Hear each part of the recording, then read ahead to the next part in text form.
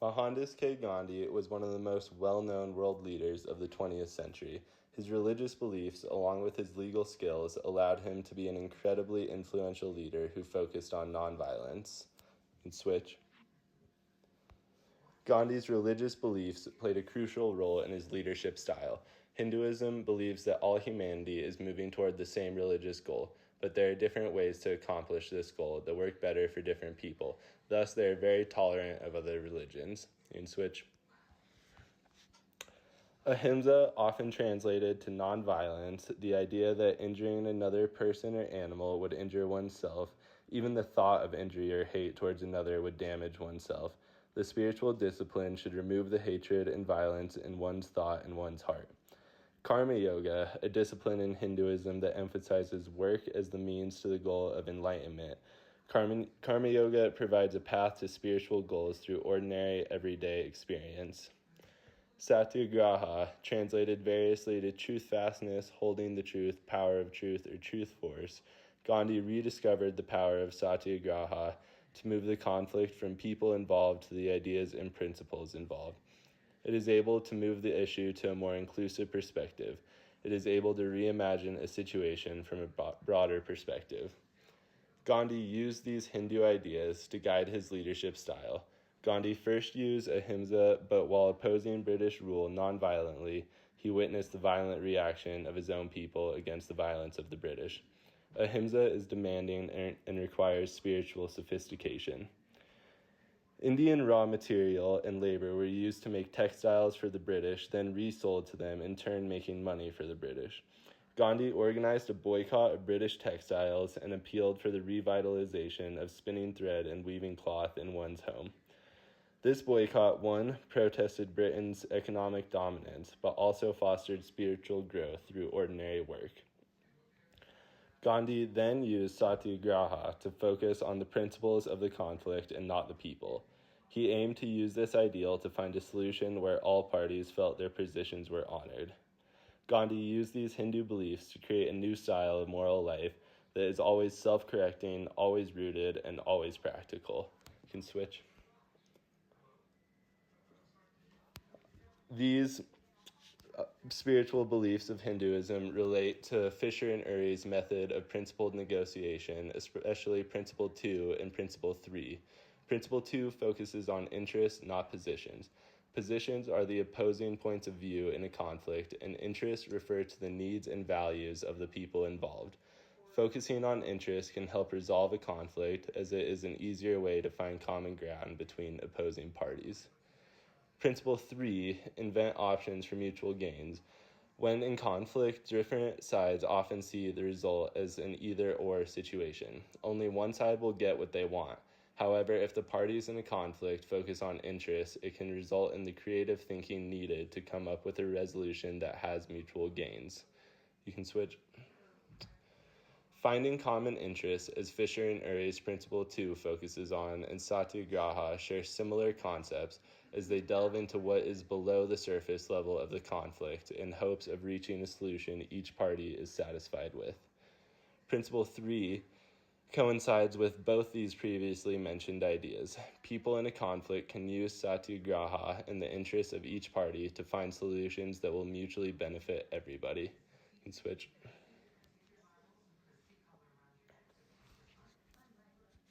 Gandhi showed moral leadership by prioritizing ethics and values over power and control. He believed in the principles of truth and nonviolence, and he aligned his leadership actions with these values. Mohanlal Gandhi, a second cousin of Gandhi, suggested the term Satyagraha, meaning firmness in a good cause. Gandhi changed this term to Satyagraha, Satya meaning truth, which equals love, and Agraha meaning firmness or force. This became Gandhi's goal, to be strong not with the strength of the brute, but with the strength of the spark of God. Satyagraha is the exact opposite of an eye for an eye, which ends in making everybody blind. Gandhi believed that you cannot inject new ideas into a man's head by chopping it off. Next. The Fisher and Urey approach to conflict can relate to Gandhi's way of thinking. Roger Fisher and William Urey developed a method for negotiating conflicts. This method is called principled negotiation. This method emphasizes deciding issues on their merits rather than through competitive haggling or through excessive accommodation.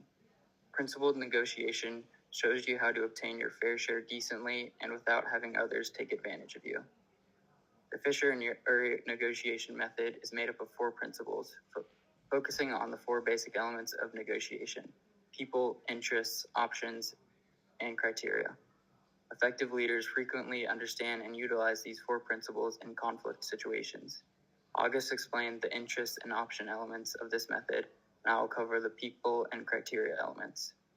Fisher and Urey stressed the importance of focusing on the problem rather than letting personal emotions or interpersonal tensions interfere with finding a solution. Gandhi was very good about this. His approach to conflict with the Transvaal was based on respect for individuals, but a firm stance against injustice. He treated the Transvaal as fellow human beings, even though he disagreed with their policies. By doing this, he didn't allow resentment toward the people themselves to cloud his judgment or lead to violence. His fight was against the crooked policies, not the individuals who enforced it. According to Fisher and Urey, objective criteria should guide negotiations. Gandhi often used moral principles to frame his demands, which served as his objective criteria. He used these moral principles along with his belief of satyagraha to argue against the Transvaal government and work to change the crooked policies that were in place. Next.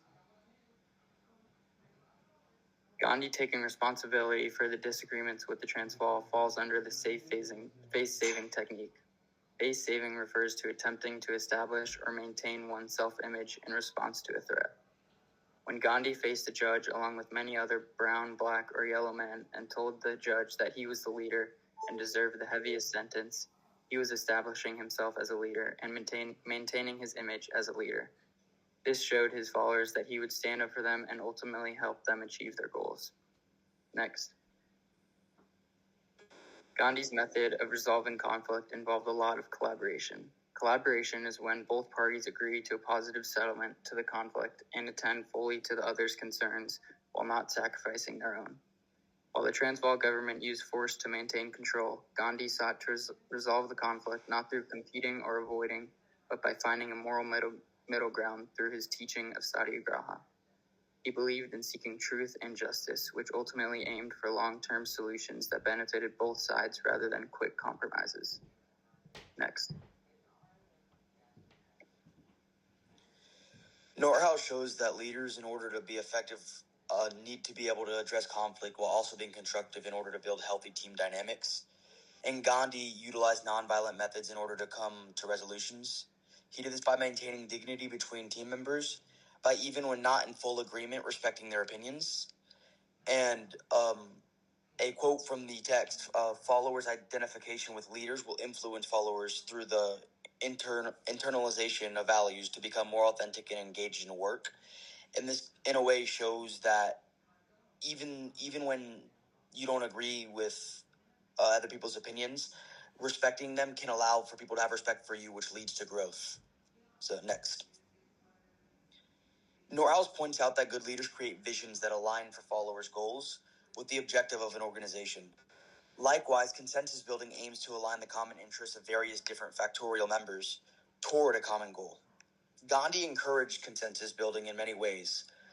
Some of these ways included inclusive dialogue, which encouraged open discussions among people of different backgrounds. Another way was consensus over conflict, which was coming to agreements even if it wasn't what he wanted over the conflict. And nonviolent protest. By supporting nonviolence, he created an atmosphere where people felt safe to voice their opinions, which also allowed for more growth. Next. Gandhi's philosophy of nonviolence, ahimsa. Gandhi approached conflict with compassion, truth, and justice, aiming to transform relationships rather than merely resolve disputes. He emphasized moral principles over winning arguments. Truth, satya, and task conflict. Gandhi addressed content-level conflicts by seeking shared truths through dialogue. In fighting British colonialism, he challenged its morality rather than focusing on specific policies. Communication and relational conflict. Gandhi used clear, respectful communication to foster unity across divides. Like Humayra Bachal, He engaged opponents non-violently, aiming to change mindsets, emphasizing empathy and mutual respect. Next slide. Gandhi's methods compared to Fisher-Uri in conflict styles. Gandhi and Fisher and Uri's principled negotiation. Both Gandhi and Fisher and Uri focused on separating people from the problem and prioritizing shared interest over rigid positions.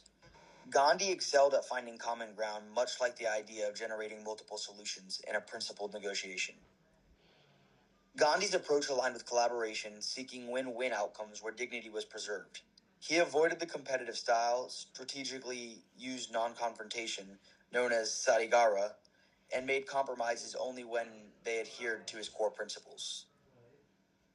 Gandhi balanced assertiveness with empathy, using peaceful, clear communication to foster mutual understanding. His nonviolent methods work similarly to meditation, facilitating dialogue and unity across diverse groups in India. Next. On the end of page 19 and through page 20, the case study talks about different theories people have made to describe what a leader is and how to be a leader. All those theories can be used to evaluate Gandhi's approach to leadership and used to outline why he was so successful. Two theories that stuck out to me were the Kouzes and Posner theories on the 5 challenges a leader faces and servant leadership. On page 16, we read an excerpt from the life of Mahatma Gandhi. In the excerpt, Webb Miller talks about his experiences during the peaceful protests that Gandhi inspired. He said, Gandhi did 2 things. He made the British people aware that they were cruelly subjugating India, and he gave Indians the conviction they could by lifting their head and straightening their spines. This is a great example of the 5 challenges that Kouzes and Posner were talking about on page 19. Gandhi challenged the way that the British ruled India. The citizens of the British colony were inspired by Gandhi and joined the movement to become independent through peaceful protests. One of the quotes from the case study that really stuck out was, "The British beat the Indians with batons and rifle butts. The Indians neither cringed nor complained nor retreated. That made the British powerless and India invincible." This directly highlights all of the 5 challenges that a leader faced, and in this case, the outcome of Gandhi overcoming these challenges. Robert Greenleaf's theory on servant leadership is what stuck out to us the most out of all the theories and ideas on leadership that we read about in the end of the case study. All the points made on what is the role of a servant and how that reflects on the skills of a leader do very well of explaining Gandhi's success. Gandhi through Gandhi's success.